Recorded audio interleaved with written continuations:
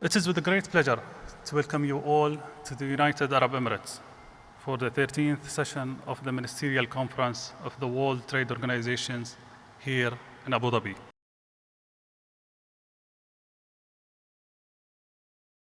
The WTO has been a global safety net, offering stability, transparency, and predictability to the international trade.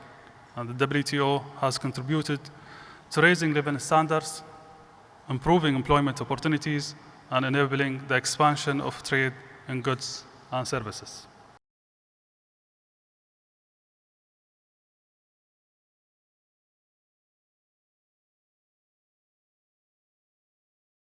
The multilateral trading system with the WTO at its core is at a critical juncture.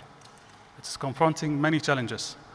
We have witnessed shifting of priorities in addressing climate change and sustainability issues.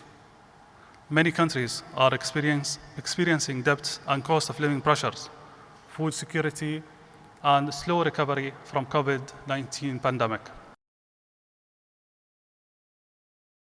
It's wonderful to be here in the UAE and in the Gulf region, which for centuries has been a vital crossroads for goods, people, and ideas.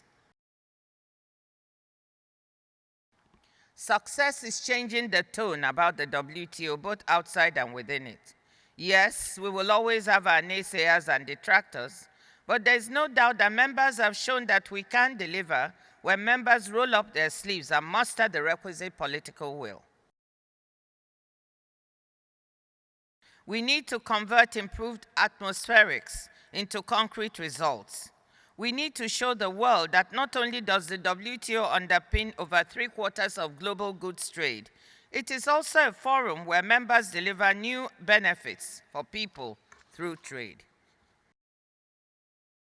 Without cooperation on trade, we would move towards an increasingly fragmented world economy, and all of these priorities would become harder, costlier, and in some cases, impossible to achieve.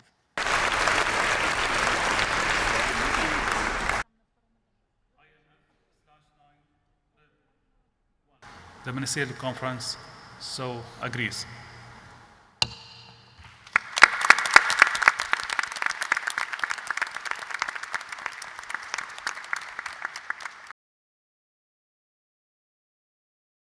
Avec l'adhésion à l'OMC, mon pays poursuivra ses objectifs de développement durable et d'éradication de la pauvreté, notamment en accélérant les investissements dans des secteurs stratégiques tels que l'agriculture, le tourisme, l'environnement, le secteur maritime et l'économie numérique.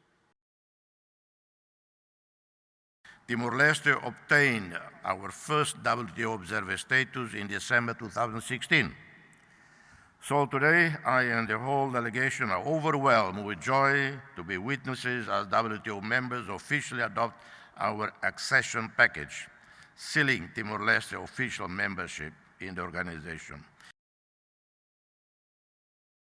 I'm so delighted and touched to join the MC13 chair in congratulating the governments and peoples of Comoros and Timor-Leste, and in welcoming them as new members of our WTO family, bringing our total membership to 166.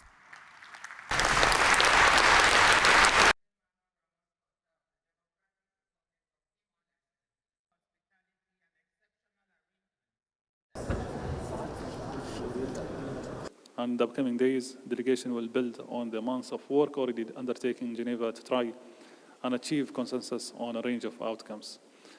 This necessity for consensus is a great strength of the organization. Every agreement that makes up the WTO is approved by every member. Naturally, the need to find consensus can also make it difficult to predict exactly what form of outcomes from ministerial conferences will take. We have a long week of negotiation ahead of us, and the final outcome may not be certain until the final swing of my gavel. However, at a time of uncertainty, it is heartening to see ministers from all over the world gathering here in Abu Dhabi in a good faith efforts to find consensus.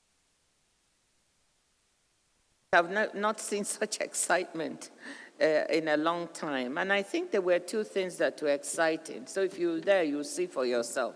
The accessions, because we haven't had any accessions in 8 years. This generated a lot of excitement. Two, the ratifications, which we celebrated. By the end of this week, we will now have 70 ratifications. That leaves us only 40 for fisheries subsidies 1, which means that we're within sight of being able to ratify the fisheries subsidies agreement. And if we do that, it will be the fastest ratification. So I think those things, have generated a lot of excitement. How do I see things going for the rest of the meeting?